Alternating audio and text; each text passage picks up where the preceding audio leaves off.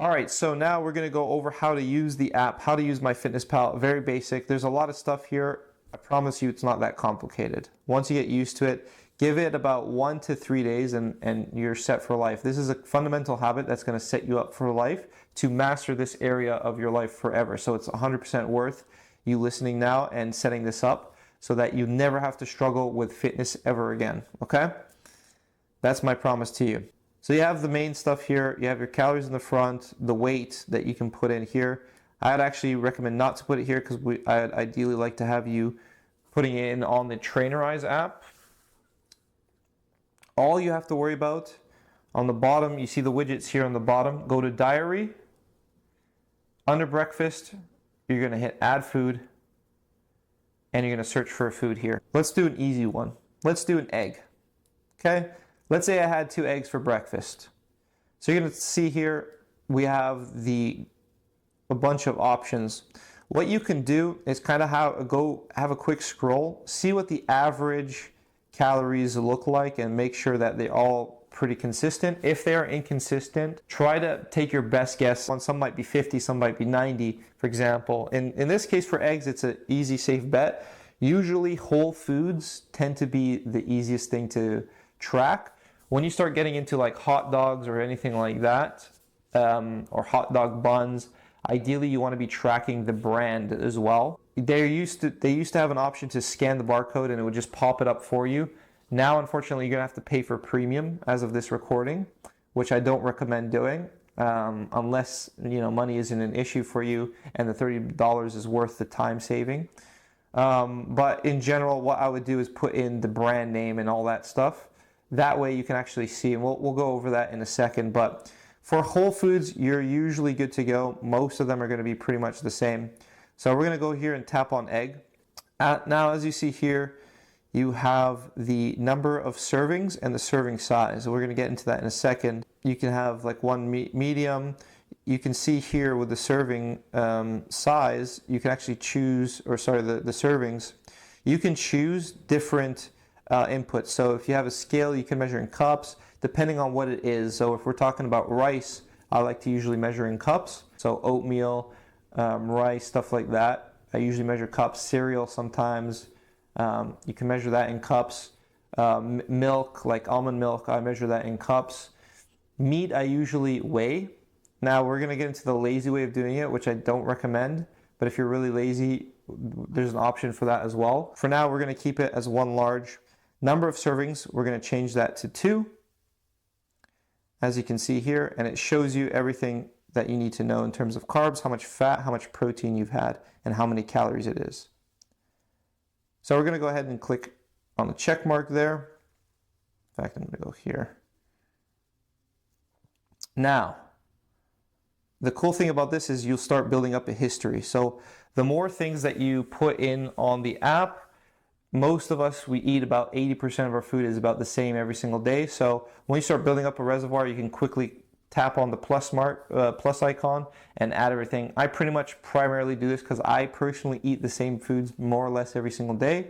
So for me, it's very easy. I just tap on the plus icon every single time, quick add everything there.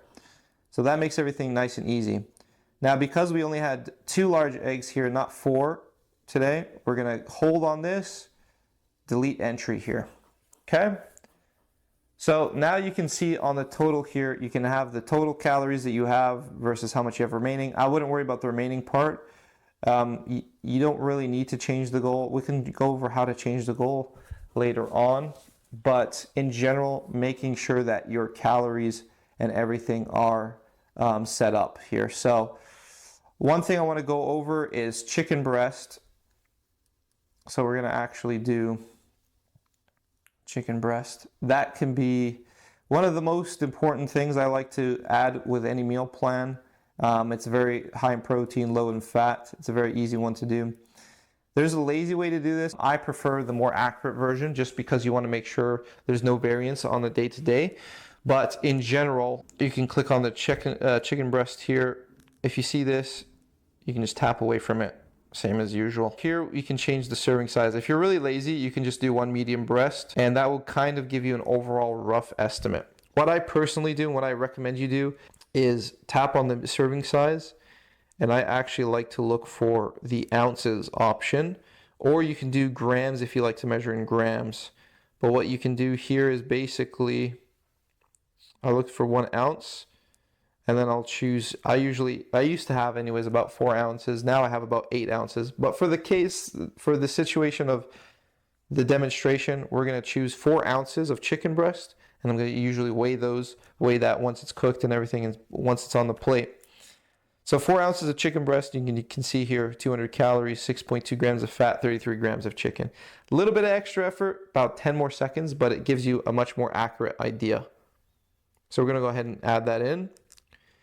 And that's basically it. I mean, one little caveat, maybe I'll just quickly go in and put in, let's say, white rice. Now, with rice, you want to be specific as you can be. You know, white rice is going to be different than basmati, but they're all roughly the same. I'm going to put basmati rice because that's my favorite. Same thing. Now, you want to be careful with these. So be careful with what you track here. As you can see here, the top one is 641. That's actually a bit of a mess up. If I had to guess, I think they're doing it based on the raw, a cup of raw basmati rice, and then you cook it after. So again, it's very important that you kind of scroll down here and see what the overall average is. Now you can see here we have a green check mark 205, one that's 205 that isn't a green check mark. You have one that's a check mark that's 150, and another one that's a green check mark that's 205. If it's a popular brand, it will actually kind of give you an overall, I guess Aunt Jemima is just pancakes, but you get what I mean. If you put in the name of the brand after, it usually pops up, and that can be a way to make it more accurate. Otherwise, you just go for what you see the most of. Usually you want to go for the higher option. If you have a choice between a lower one and a higher one, you want to go for the higher one, just to be safe. If you really want to go get crazy, what I personally do, especially if it's something that you eat all the time, every single day, Google it and actually see what the actual metrics are and make sure that everything looks comparable. But in general, you know, if you just choose, kind of make a guess, it's kind of gives you a good idea roughly. So anyways, we're going to go ahead and quick add this one because it's already a cup of cooked rice. So I'm going to just tap on the plus icon there, and I can actually see that. If I wanted to change this to 2 cups, I can tap on this, and I can just tap on here and put in 2 cups. And I can just measure that with a cup measure. Very simple. Cup measurers and scales are going to be a new way of life for you. So make sure you incorporate that into your overall cooking plan. And that's essentially everything. That's kind of the basis of how this all works. As you can see here now, you have the total amount of calories that you've had, which is 959 calories. What you can do here is tap on that number, and you go on nutrients here, and it will actually give you the macronutrient breakdown right there in front of you, so you can see based on what your goal is. Now, I'm going to be setting the goals for you within the app if you choose this option versus the meal plan option, but essentially you have the goals. You want to make sure that you're hitting the goals there, and I'll just quickly show you how to change the goal now. So if you tap on any one of these macronutrients like protein, now we can actually change the goal here. So you see how it says goal there on the bottom? We're going to tap on that. I'm actually going to change, let's say in this case I gave you 2,000 calories. So we can change here to 2,000 calories, tap save. Carbohydrates, we're going to make it 40%. We're going to make protein at 40% for this scenario and 20%. So just try to match it to what the goal I set for you in the Trainerize app is, and then we're going to click check, and then that's how you change the goal. Very simple. And you can see here now the goal has been updated. So we've only hit 60 grams out of 200 grams of protein. Now this is exaggerated obviously, but for me personally, I eat about 200 grams. So you can see here very quickly we have a very small budget for fat, higher budget for carbs, and we need to really hit those protein targets. Basically, the only things I want you to worry about, ideally, just protein and calories. If you can hit your calories and your protein, that's it. So priority number 1, make sure you stay within your calorie budget. Try to hit it, or a little bit less is fine.